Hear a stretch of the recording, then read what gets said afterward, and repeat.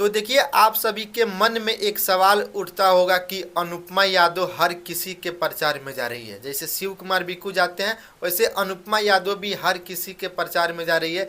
यानी अनुपमा यादव तो आरजेडी में भी जा रही है और बीजेपी में भी जा रही है और जन स्वराज में भी जा रही है और निर्दलीय में भी जा रही है। तो आखिरकार ऐसा क्यों हो रहा है? बहुत सारे लोगों का सवाल है कि आप एक इस पे वीडियो बनाइए कि अनुपमा यादव एक किसी के नहीं हो सकती है। तो चलिए हम लोग जानते हैं अनुपमा यादव आखिरकार ऐसा क्यों कर रही है और जन स्वराज, आरजेडी, बीजेपी, निर्दलीय में क्यों जा रही है, सबका समर्थन क्यों कर रही है, सबका सपोर्ट क्यों कर रही है। तो चलिए हम लोग जानते हैं, आप लोग ये वीडियो को पूरा देखिएगा। तो उससे पहले आप लोग चैनल पे नए हैं तो प्लीज़ चैनल को सब्सक्राइब और एक वीडियो को लाइक कीजिएगा, क्योंकि आप लोग वीडियो को लाइक और चैनल को सब्सक्राइब करेंगे तो हमें मनोबल बढ़ेगा, मोटिवेशन बढ़ेगा और ऐसे ही अपडेट आप सभी तक पहुंचाते रहेंगे।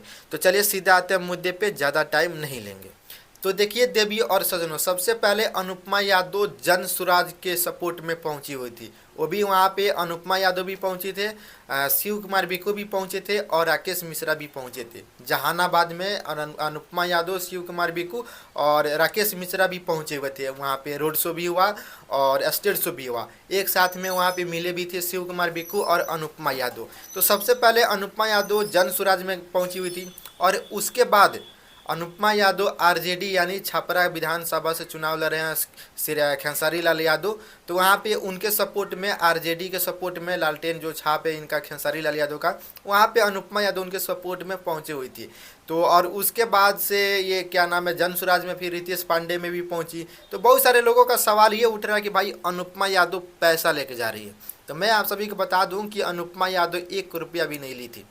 अनुपमा यादव 1 रुपया भी नहीं ली थी। देखिए, एक प्यार होता है सिंगर लाइन में, जब इस खेसारी लाल यादव इनके सुपरस्टार है भाई, तो अगर वो बुलाएंगे तो अनुपमा यादव नहीं पहुंचेगी। चाहे अनुपमा यादव बुलाएगी तो खेसारी लाल यादव नहीं पहुंचेंगे, रितेश पांडे नहीं पहुंचेंगे।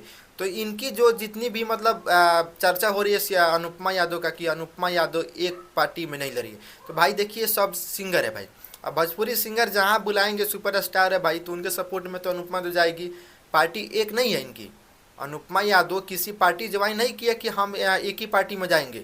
हाँ, एक प्रचार है भाई। अनुपमा यादव एक सिंगर है और वहाँ जहाँ इनको बुलाया जाएगा वहाँ पे अनुपमा यादव जाएगी। हाँ, अगर जिसे मान लीजिए कि अगर सिंगर नहीं है कोई, अगर कोई मान लीजिए कोई और दूसरा कोई चुनाव लड़ रहा है भाई, तो उसमें तो अनुपमा यादव भाई थोड़ा बहुत पैसा लेगी भाई, क्यों नहीं लेगी।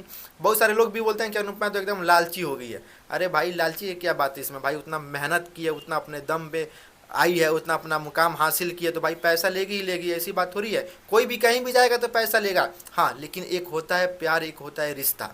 मतलब एक रिश्ते के नाते हम चले गए, एक प्यार के, एक इंसानियत के नाते हम चले गए, तो वहाँ पे पैसा नहीं लिया अनुपमा यादव।